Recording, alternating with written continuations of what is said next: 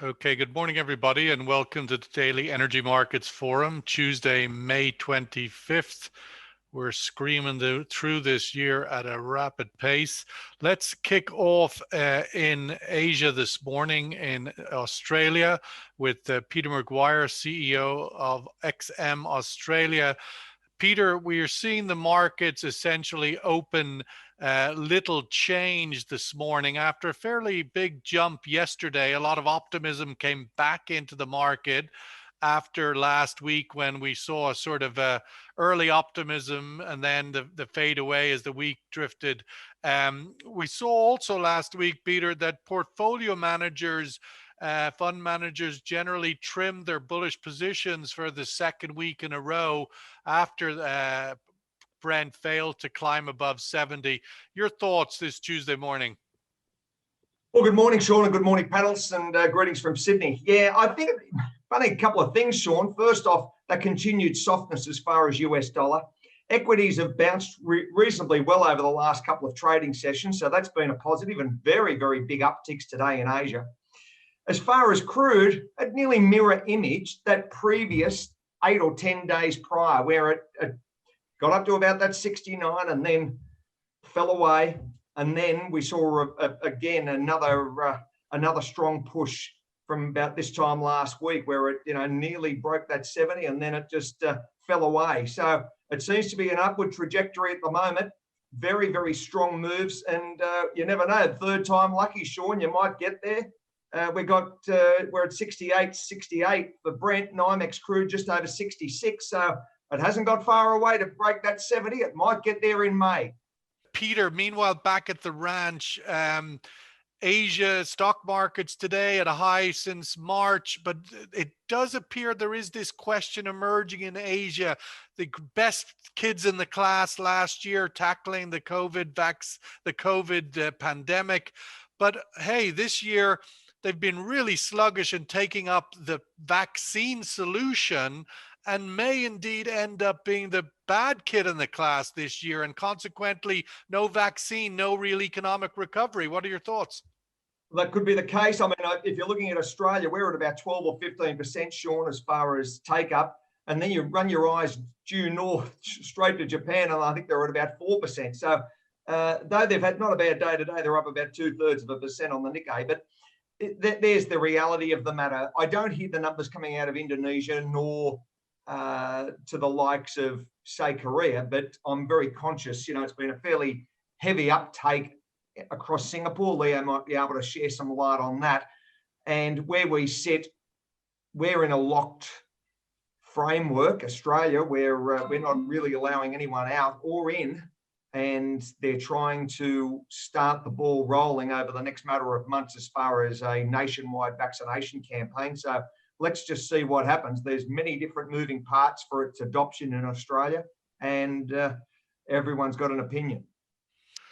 Peter, there's an interesting article in on Reuters today, which caught my eye, and we included it in the digest. And that is basically the Fed thinks it can have it all: strong economy, job growth, and stable inflation. Your thoughts on that juggling act that they continue to do, and it seems every week they're forced to defend that posture?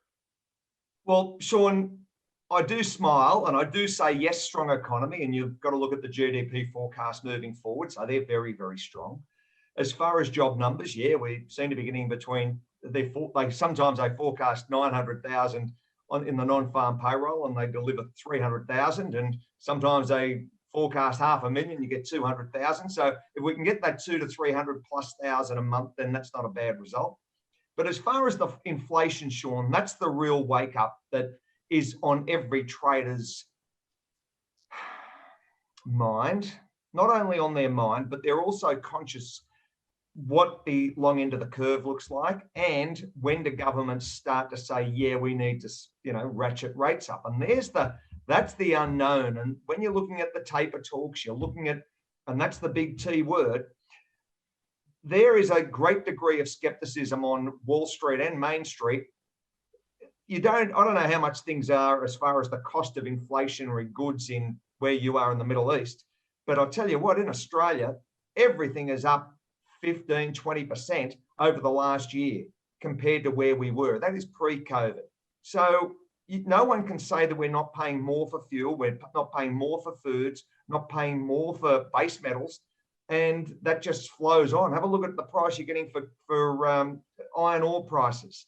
So everything is going to have an impact, I think, in the fourth quarter and leading into the start of 23 as far as inflationary spikes.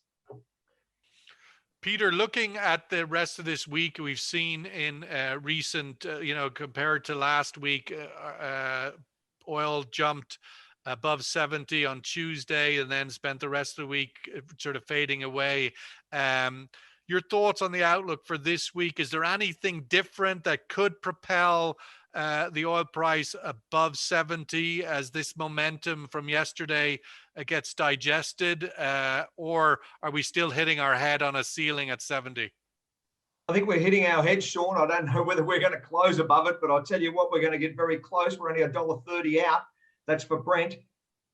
Softness as far as continued softness, I should emphasize, as far as US dollar. And news and data points this week are a little slim. So I'm just seeing whether traders are just going to bid it up and bid it up strongly. And that could be the driving force to, crack another dollar on it. Maybe it's third time lucky. Whether it will actually close above it, though, it's a wonderful market from a trading perspective, Sean, to be a part of at the moment, because it's got those large volatility swings, and that's what traders want. That's how they're making money. They're making money on the day trade, but the trend, the net position, a little bit off last week. You think there's funds are still happy to stay in here? Well, they may be. Risk on appetite is kind of feels, I don't know if Bitcoin is a benchmark for risk on, but it has been, and it's obviously faded a little bit. Well, exactly. I think a lot of the money that was wrapped up in Bitcoin has probably rolled across.